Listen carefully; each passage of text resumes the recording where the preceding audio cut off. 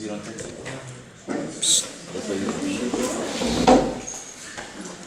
afternoon, everyone. It is my great pleasure to introduce to you today Mr. Niccolò Heilpern. He is actually at the moment running the branch of Kinetics in Azerbaijan, Baku, and he has over 12 years work experience in the industry. He started in Italy as he is Italian. He also worked in Lithuania, he worked in Brazil, in Sao Paulo, he worked in Moscow, and now in Azerbaijan. And I'm really grateful that you're here today. Thank you. Thank you very much to you to invite me. Thank you. And thank you for sharing your knowledge about the oil and gas industry and how to lead an international team. I will try. The floor is yours. Thank you very much. So, good afternoon, everyone. I'm very happy to be here with all of you. I hope that my presentation could trigger and give you some bit of information about the energy market, but more important than this, some data about intercultural energy. Because energy market is a free market, we will see together. But this market brings and is led by people, and people with working together for years and years in very remote place in the world can have some issues together. So the intercultural management between different culture, different education, different approach to life can become one of the most important aspects to achieve the target on time and full. So, first of all, let me introduce you what is the operative part of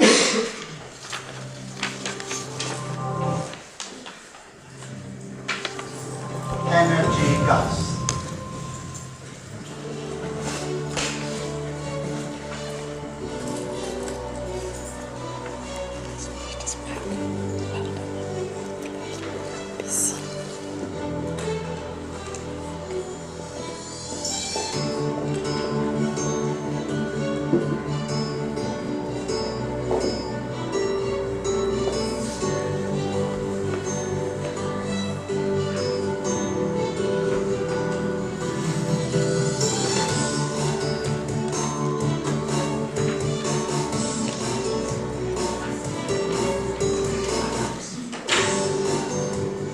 This was just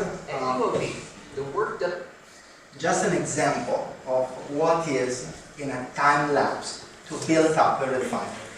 Refinery is the core of the energy industry, because even if everybody now are talking about renewable energy, wind, solar energy, the fossil energy and the energy coming from fossil fuel remains and will remain the most important stream of energy up to 2035.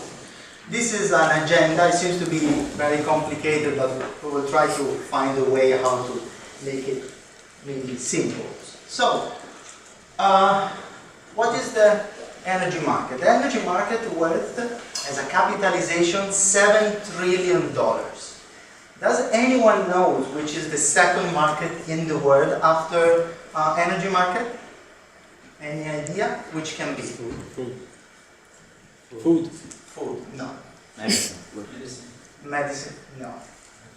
Weapons. Military. I said no. Exactly. The military market is the second market in the world, and its value worth $2 trillion. So 7 trillion versus 2 trillions. The gap is incredible, if you can imagine. That more than double of the second in line. So nowadays, our world, our life is based on energy. The oil and gas sector can be divided in 4 different subsectors. The first one is the upstream. The upstream is the most advertised part of the oil and gas.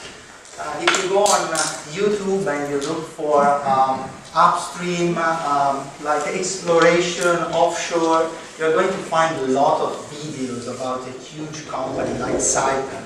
I give you an example in Italy, or BP, British Petroleum in UK, which show you super and giga project made in the middle of the sea or in the middle of the ocean, which allow to take oil and gas from the submarine Earth. Then the second part is the oil field services. So when you find oil, you need to drill, you have a well, and then you need to serve, you need to use this oil, you need to use this gas. Because considering that this huge amount of oil is not only oil, you have oil, gas, water, you need to treat it in order to be used by the next step of the oil and gas sector, which is the midstream. The midstream is mostly dedicated to the natural gas. I'm sure that you have heard during the last years about liquefied natural gas, new technology, huge vessel going around from Australia to Alaska with this big sphere on top, moving thousands of tons of liquefied gas to come to a barge where it can be again regasified and then used on the pipeline worldwide. And then the last one is the downstream. So refining and gas monetization. Gas monetization is the new frontier of the downstream part of the oil and gas. And I would like to give you some example of what is the gas monetization. Gas monetization, like a word, means that you use the gas to make money. And this type of industry makes a lot of money. $7 trillion makes a lot of money. So there are thousands of scientists worldwide with different culture, different education, different skills, who are working together with networking, etc., to reach and to develop a new technology to utilize this energy. So another word and another keyword that we can discuss and we will work together today is the energy efficiency. And part of this is the gas monetization. So let me give you some numbers so we can start to have some feeling of why we reached that $7 trillion. Okay? So in the downstream you have different products. One of these is the propylene, and the propylene is used to make the polypropylene. Does any one of you know what is a propylene? Can I have your bottle? Can I have? Yeah, sure. This is polypropylene. This is made with polypropylene. Okay? The polypropylene is sold in little tablets in a big bag of 1 ton, going everywhere in the world.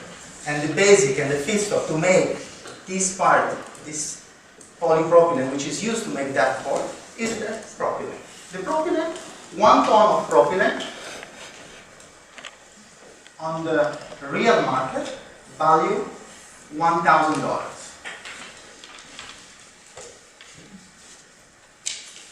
of propylene. Okay?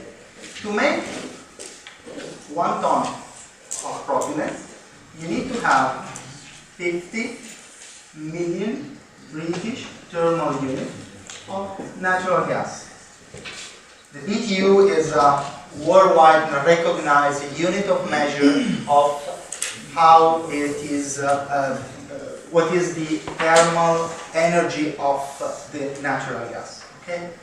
Which is more or less 45 gigajoules. But we will see together. So 1 million BTU costs $2. So it's very simple to say that to make 1 ton of propylene, which value is $1,000, you have to spend $100.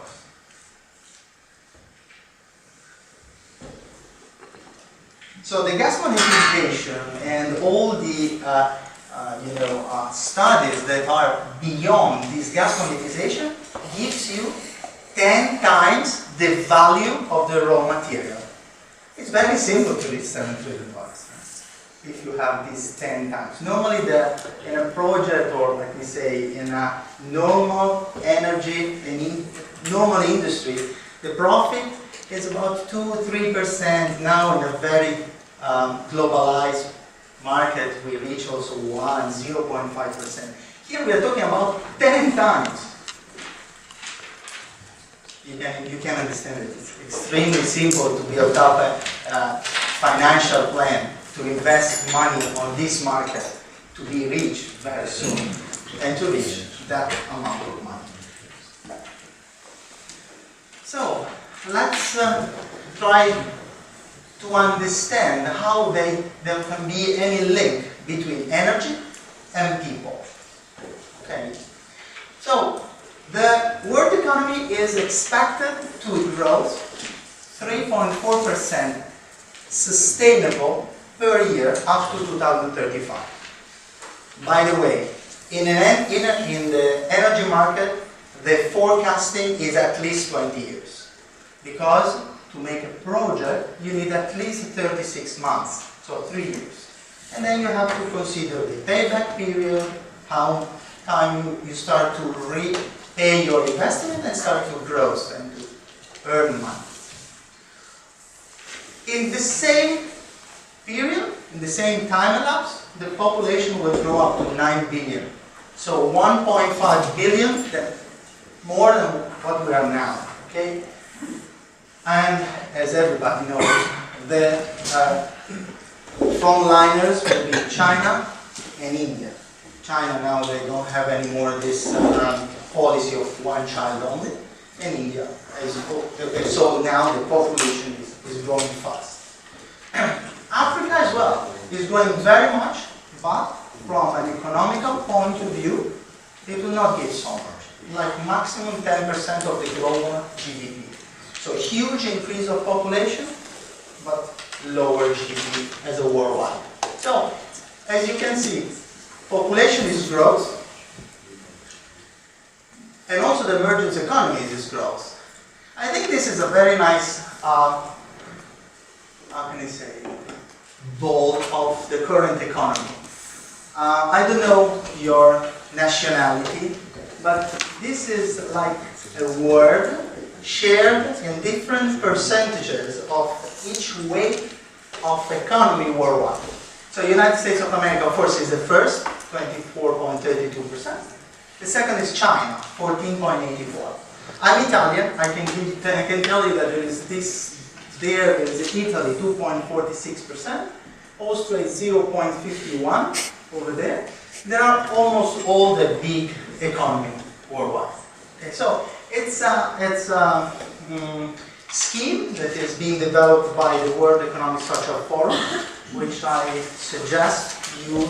I don't know if you follow Twitter, but if you use Twitter, I would suggest you to link with World Economic Social Forum. They always provide a very nice article to read on a very different perspective and an innovative way of the same subject. So it's always nice.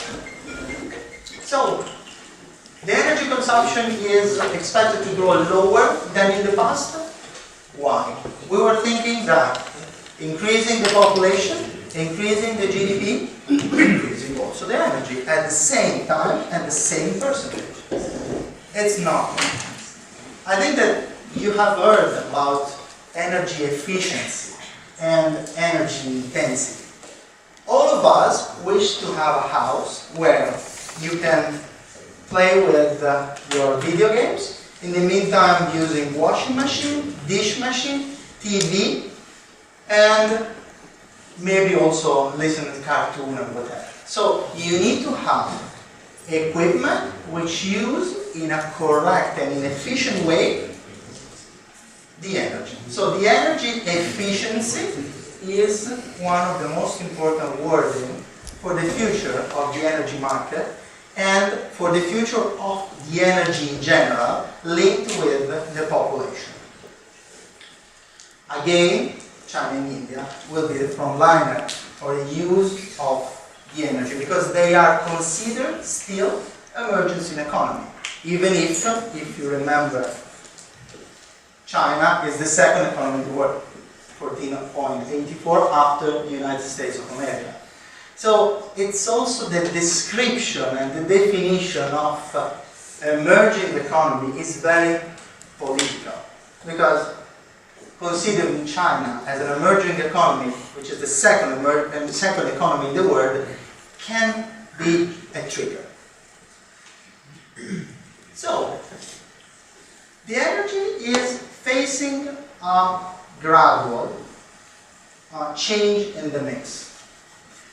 Up to the first industrial revolution, I think that you have seen a picture about London totally black. Do you know why? They were burning too much coal. Exactly. Because at that time there was only coal. The coal was burned, and the coke, which is the result of the burning of the coal, was, getting everything black. Now we are talking about renewable energy.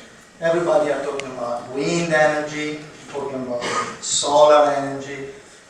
There was also a very interesting article of a scientist in America, which says that if America would like to be independent from an energy point of view, they could have installed on the whole desert of South America only solar panels, and they will become totally independent from energy coming from elsewhere. The day after, someone thought about shale gas. So this, of course, gives you an idea of how the lobby of oil and gas and energy are still very strong. The fastest growing part of the oil and gas is natural gas. Let's come back here. Huge amount of money, very low investment, and natural gas is forever. There are some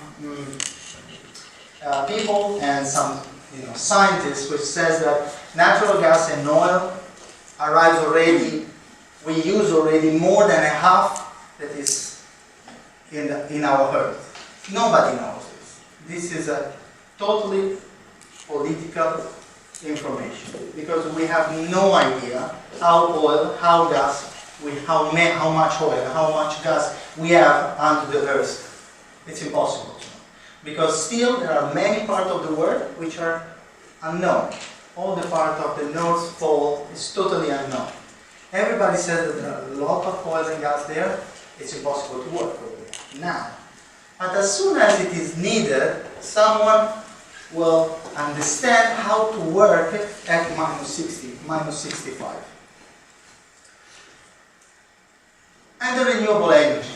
Yes, it is definitely very fashionable to talk, but up to 2035, no more than 10% of the overall energy market will come from the renewable energy. So very little part of the overall needs.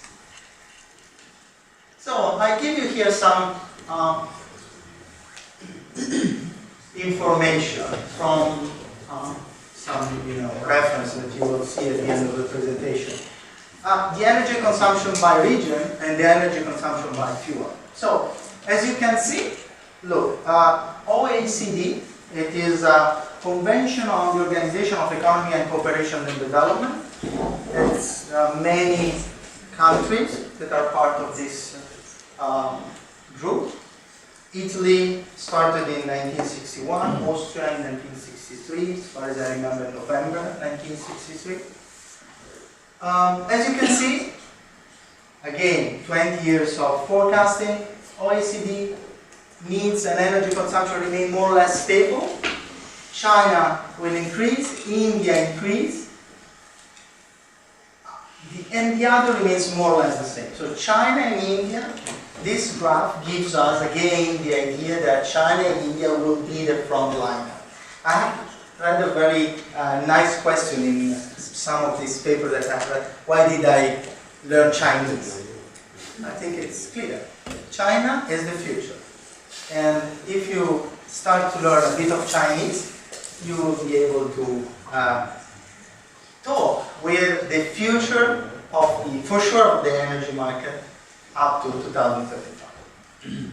And then the consumption by fuel. Look, oil increased a little bit, gas increased a lot, coal more or less, renewable start at the end of 2005 and will become that famous 10% we were discussing before. So even if now the renewable energy are very fashionable to talk, still the technology is not there. We don't have technology to use in an efficient way the solar and wind energy. Just again to give you some numbers, I wish to give you some how can I say, quantitative number, which I hope remain in your mind after my presentation. The efficiency of a solar plant is from 11 to 13%. So whatever is the solar energy right on the panel, what it is usable is no more than 13%. About a barrel of oil, you can reach 78, 80% of the overall. The last 20 technologies are now working on that. Because, as we say in our market, we want to squeeze the bottom of the barrel. It's very funny, I think, but it is like that. We want to use the final 20% of the possibility to use the barrel of oil because of energy efficiency. Which are the main energy consumers? Industry and building sector. So, the company who built up buildings everywhere in the world are among the two bigger users of the energy. Why? Do you have any idea?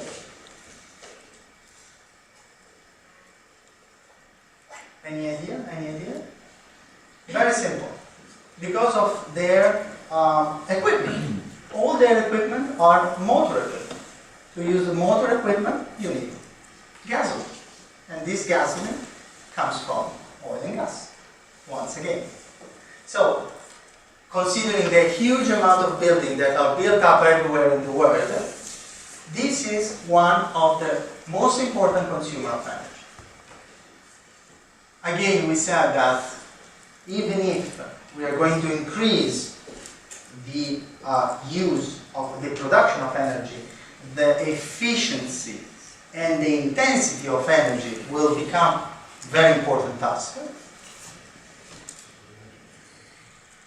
And the problem is now related to the carbon emission. I think that, have you heard, I think that was 5 years ago, that someone at the European Union level thought to build up a market of carbon emission. Have you heard about that? Anyone? No. Yes? Yes, you heard? Can you give some bit of information about that? Firms, companies have a limited amount of carbon emission, but they can sell and buy certificates to emit more or less. Exactly. So, there is a market, it is hidden, but there is, of a company who has, I don't know, 1,000 tons of carbon dioxide that can be used put in the air per year, but they use just 50,000 tons or 60,000 tons. So the 40,000 tons, they sell to another company, making a lot of money. And there is this market. If you go on internet, you can find there are many companies who is making financial money doing that. One of these companies is CNH Industrial. It was an Italian company called Fiat, Fabbrica Italiana Automobili in Torino, with the new general manager and managing director become CNH Industrial, or Fiat Chrysler Automobile, as you want to call it. They, during the early 2000s, made a huge amount of money selling their carbon dioxide position in the market of Europe. they use this money to solve financial problems of the company. Also, this is something that not everybody knows, but if you go on internet, again on World Economic Social Forum, etc., you can find a lot of articles about it. So, this we discussed already. Let's see about the energy consumption. What can we see from here? That China is going to have a huge increase of the energy consumption per capita. China is a frontliner in the development of the emerging market. China needs energy. There are two things in the world now that you cannot avoid to go on and to build up the new economy. One is energy, and the second one is pipe. There are pipe everywhere. Without pipe, you cannot do nothing. Without energy, you cannot do nothing. As you see, also India increased, Africa very small, and all the others, yes, but the value, the increase of value is very, very tight, considering, very, very small, considering China or also India. So I hope that I gave you some nice bit of information about energy markets. Then I hope that after that we can discuss, and I'm more than happy to have a discussion with you about some bit of information that I provided. But let me now go a little bit more in detail, and let's talk about this project. We saw a time lapse before of a very small refinery. These are giga projects. We're talking about a giga project when an investment is bigger than $2.5 billion. And it is done in more than 36 months straight away. And these plants are built in the most remote part of the world. Because oil is where it is. You cannot move oil from Alaska to New York City. The oil is in Alaska. You need to live with that. So you need to go in Alaska to use this oil.